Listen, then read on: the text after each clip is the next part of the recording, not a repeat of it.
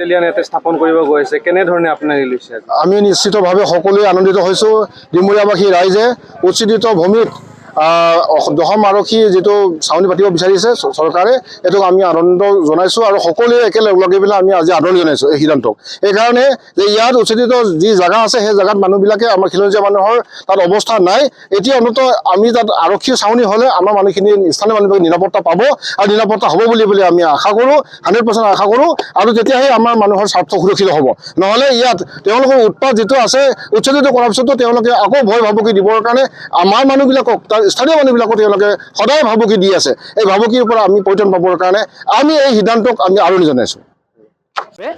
আমি স্থানীয় ৰাইজ বা সচেতন নাগৰিক হিচাপে, এই অঞ্চলৰ নাগৰিক হিচাপে আমি আমাৰ চাৰ্কল অফিচাৰ লগতে সম জিলা আয়ুক্ত, উপায়ুক্ত মহোদয়, লগতে মাননীয় মুখ্যমন্ত্ৰী মহোদয় হিমন্ত বিশ্ব শৰ্মা ডাঙৰীয়াক আমি স্থানীয় ৰাইজে দল সংগঠনে আমি ধন্যবাদ জনাইছোঁ। যিহেতু কচুতলি উচ্ছেদিত অঞ্চলত দশম আৰক্ষী বেটেলিয়ন মুখ্য কাৰ্যালয় স্থাপন ব্যৱস্থা কৰিছে, সেয়েহে এই অঞ্চলৰ ৰাইজ আমি সকলোৱে একত্ৰিত হৈ আমি ধন্যবাদ আৰু আদৰণি জনাইছোঁ।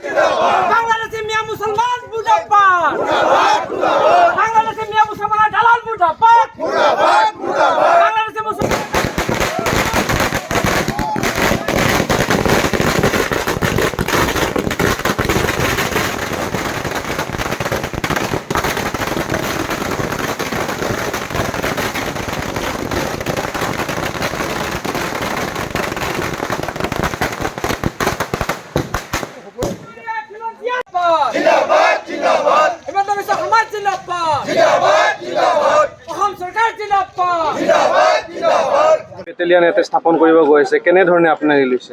আমি নিশ্চিতভাৱে সকলোৱে আনন্দিত হৈছোঁ।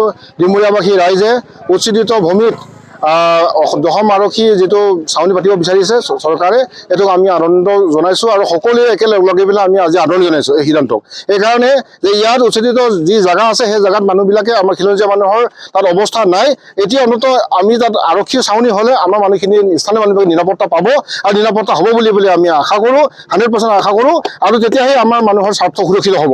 নহ'লে ইয়াত তেওঁলোকৰ উৎপাত যিটো আছে, উচ্ছেদিত কৰাৰ পিছতো তেওঁলোকে আকৌ ভয় ভাবুকি দিবৰ কাৰণে আমাৰ মানুহবিলাকক, স্থানীয় মানুহবিলাকক তেওঁলোকে সদায় ভাবুকি দি আছে। এই ভাবুকিৰ পৰা আমি পৰিত্ৰাণ পাবৰ কাৰণে আমি এই সিদ্ধান্তক আমি আদৰণি জনাইছোঁ। আমি স্থানীয় ৰাইজ বা সচেতন নাগৰিক হিচাপে, এই অঞ্চলৰ নাগৰিক হিচাপে আমি আমাৰ চাৰ্কল অফিচাৰ লগতে সম জিলা আয়ুক্ত, উপায়ুক্ত মহোদয়, লগতে মাননীয় মুখ্যমন্ত্ৰী মহোদয় হিমন্ত বিশ্ব শৰ্মা ডাঙৰীয়াক আমি স্থানীয় ৰাইজে দল সংগঠনে আমি ধন্যবাদ জনাইছোঁ। যিহেতু কচুতলি উচ্ছেদিত অঞ্চলত দশম আৰক্ষী বেটেলিয়ন মুখ্য কাৰ্যালয় স্থাপন ব্যৱস্থা কৰিছে, সেয়েহে এই অঞ্চলৰ ৰাইজ আমি সকলোৱে একত্ৰিত হৈ আমি ধন্যবাদ আৰু আদৰণি জনাইছোঁ। ধন্যবাদ।